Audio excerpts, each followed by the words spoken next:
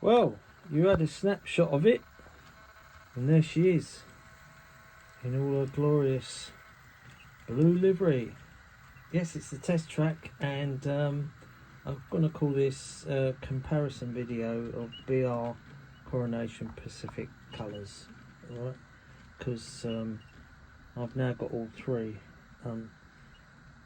So I was never a fan of this BR blue livery on steam locomotives when they brought it out in 1948 to trial it, but I thought, you know what, this loco came up at a good price at certain dealers, and got a bit of money knocked off, and I thought, you know what, get one and compare it. So I have, and here it is. It's Duchess 462 Pacific, City of Lancaster. We will stop it at some point to take in all the fantastic detail that Hornby put on it. I've already added the cylinder drain pipes. I've added the front footsteps. I've added the front coupling hook and vacuum brake pipe. I think that's everything you can add really, apart from the underside of the tender and the body, where you've got the brake rods, but I don't put them on because you never see them. The front coupling was on it, but I've taken it off because I'm getting a few derailments, but it can easily go back on. And don't forget, this is a test track because I'm not happy with that going on. See that there? That may be because I've added the other bits to it.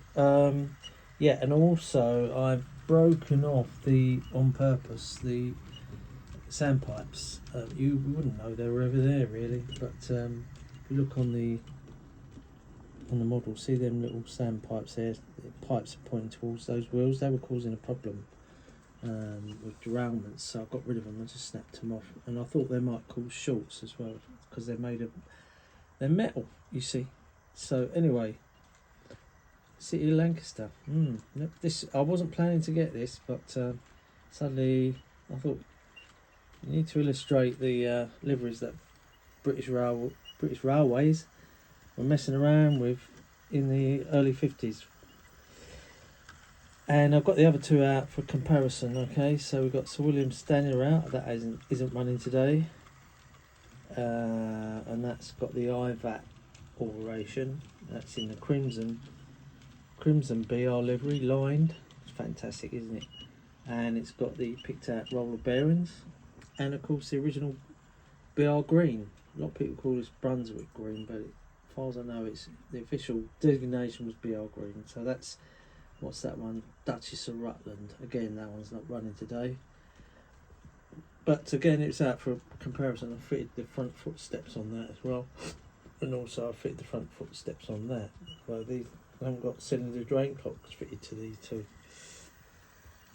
whereas our friend has, and I've put them in the right way this time. Normally I put them back to front, but the pipes go that way and they're tricky to get on.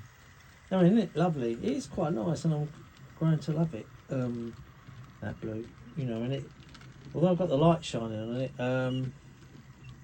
when you stop it, it's quite a bit darker.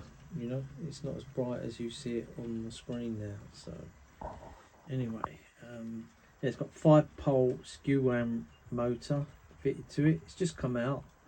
It's the decoder's in the tender. I'll put a lace decoder in there, 21 pin decoder. What else? Yeah, it's just come out, this one. There is a Hornby 00 version of this that they brought out recently. It's got a metal boiler, but they're fetching 400-500 quid, you know. So yeah, see that jumping? That may be an alteration I can do on the bogie frame.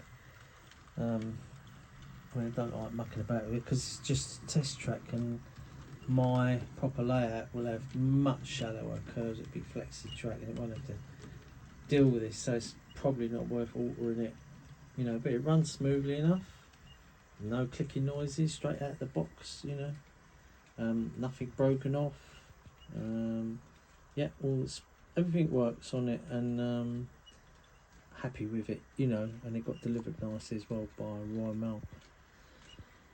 So yeah, this is the City of Lancaster. COL, Colin. I'm going to call this engine Colin. COL, Colin. And it's got the early BR crest. Later on, British Railways switched to that one. All right. Yeah, this paint job didn't wear well, and only a few express passenger locos were painted with it. So you had this and maybe another Coronation Pacific had it. A couple of A4s I think had it on the former Eastern region. Then you had a couple of Kings from the Western region had it, and lastly some bullied merchant navies had it. But by the early 50s, maybe 4 or 5 years later, they realised this paint job wasn't wearing well, and they all painted into the standard British Railways green. They lost their paint job, you know. You can see some preserved ones carrying this livery.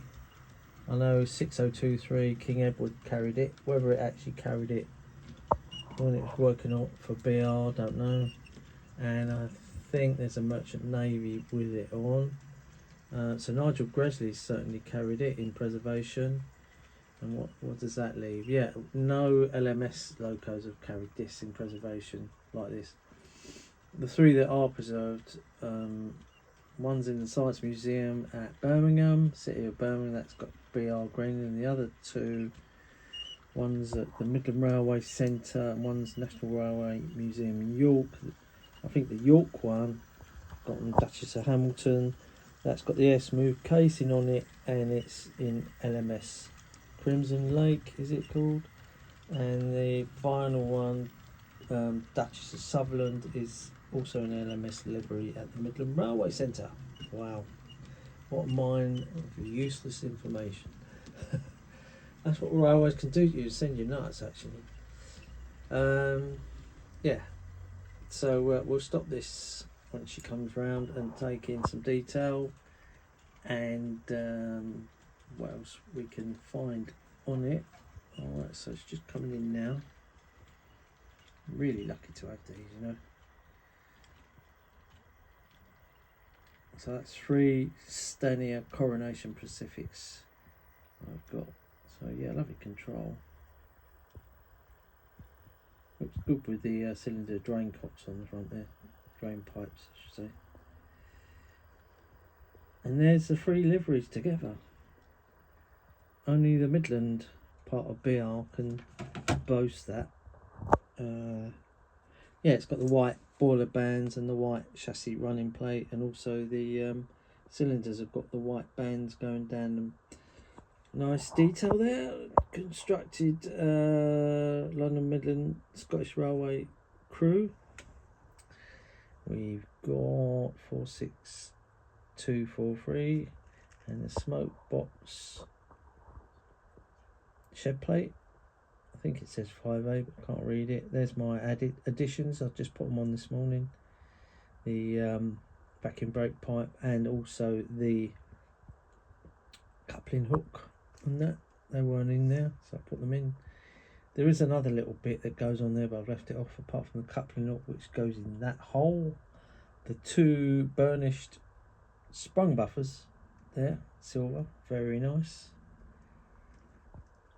All lovely motion that what we do here. Nameplate. Could get etched metal plates for this if I want to. Give it just that final, you know, touch. Nicely picked out pipe work underneath the rear bogie, which is flangeless. The sister engine over there, Rutland, has got a moving bogie that swivels. But Hornby done away with that. It's got a flange on it, see that?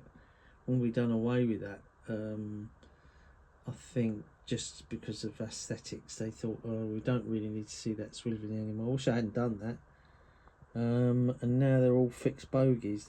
Most of them, all their locos, certainly the mainline Pacifics have got a fixed bogie truck like this with flangeless wheels. It does come with spare wheels that you can put on flanges on, but of cause operating difficulties. That's for static locos. If you put flange wheels in there, that will just derail. So unfortunately you're never going to have them fitted. Yeah, so let's take in the cab. I'm going to have to stand up here because the chair is in a funny place. I can go over. There you go. And there they are. There's my customary crew in their blue uniforms, all fitted in there. Trying to get down. It's got quite nice cab detail in there, all the pipe work and that, and gauges. There's no provision for a vacuum brake pipe on the tender, but again, all the nice details there. Don't like the coal load. You can take that out, and you can see the coal pusher. I'll see if I can get that out. I need a little screwdriver. I'll show you that. Where's my little screwdriver? Oops, sorry. Keep you focused on the locos. There it is. I'll just gently prise it out. If I can prise it out. I don't think I can. I don't want to damage it. Yeah. I can't get it out, unfortunately. But under there is they've modelled a coal pusher. Nearly coming out, but yeah, there's a coal pusher under there in plastic, and there you go. So look, see that sort of rod thing going down there, that's a coal pusher. So even though it's hidden, they still modelled it, and that's the moulding for the coal, which I think looks totally unrealistic, but there you go. Again, you can put your own coal in there, and that's it. See, it's not in properly. There it is. Right, so, and it's a fantastic model, but they are expensive, I won't lie.